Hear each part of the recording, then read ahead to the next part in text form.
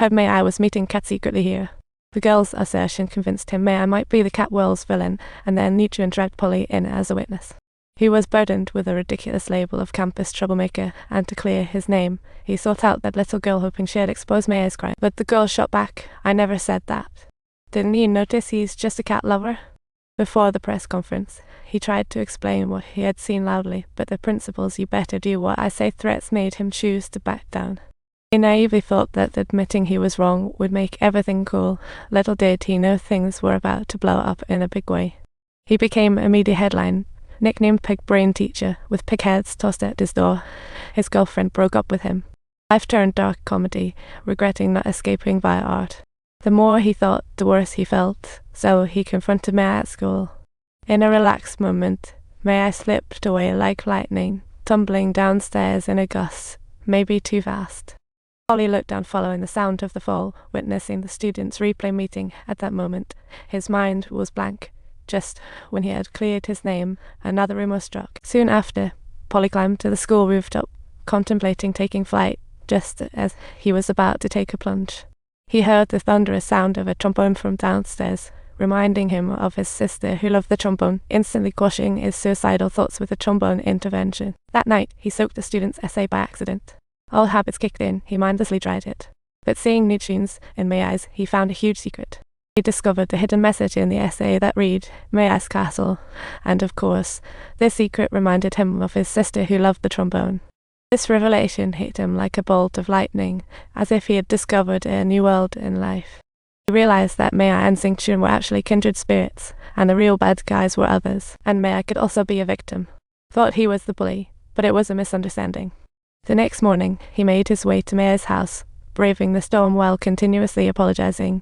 "Sorry, I was wrong. I just can't figure out this mess." Polly followed Tsuyoshi up the mountain to find May Ai, only to find out there was a mudslide up ahead. They recklessly dashed up the mountain in search of the missing May Ai. At an abandoned tunnel, they found a washed-down train car. Climbing on, they aimed to lift the roof, convinced May Ai was inside. "May I? Please don't run. May I have a clear view of you." At this point, time returned to the night of the fire. The principal encountered Nichiren alone.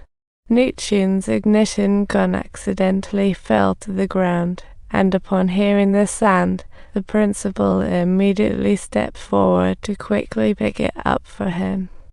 Thanks. Shortly after Nichiren left, a nearby bar caught fire suddenly, and soon the sound of fire truck sirens rang out. The morning after the fire, May Ai ran into Nichiren on his way to school. They were classmates and enjoyed a very harmonious relationship in private. However, May Ai could only stand by helplessly as Nichiren was bullied by the boys in their class. Nichiren's adorable looks made him a target for jokes from the boys in class, and sometimes school bullying is just that senseless. As a friend, May Ai never dared to speak up, fearing others would find out he was Nichiren's friend. He could only sneak in conversations and fun during those fleeting moments alone with Nichiren. Nichiren would always share treats with May Ai and even openly discuss how he faced discrimination. "My dad always says I'm not manly enough. He thinks my brain got swapped with a pig's brain. Don't worry though, my condition isn't contagious." After saying this, Nichiren gently patted May Ai's head, trying to reassure him. That night, upon returning home, May Ai resolutely cut off the strands of hair that Nichiren had touched, as if endeavoring to quarantine those memories deep within her heart. After enduring all of this, a group of boys maliciously dumped trash onto Nichiren's desk and forcibly shoved May Ai, compelling him to also get infected with the mess.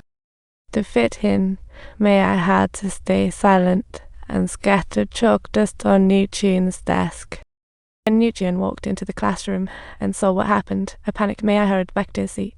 Nichiren joined the girls to clean the desk, while the boys kept teasing him for looking like a girl. To stop the feast of teasing, May suddenly dashed to the back of the classroom and started breaking stuff.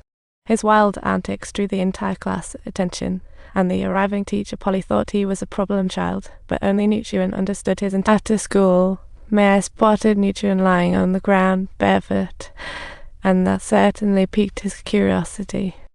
Nutrian mentioned that there were sounds of cats in the drain, which sparked May's curiosity, and so he followed suit, lying down to listen, both of them running alongside each other like children by the riverbank. They then raced each other, stepping on one of each other's shoes, and as the sun shone down, everything felt wonderful. On the weekend, they made plans to explore the little town, finally being able to be real friends with each other. In the hills behind the town, they stumbled into a sealed-off, abandoned railway, walked through a dim tunnel, and discovered a derelict train car.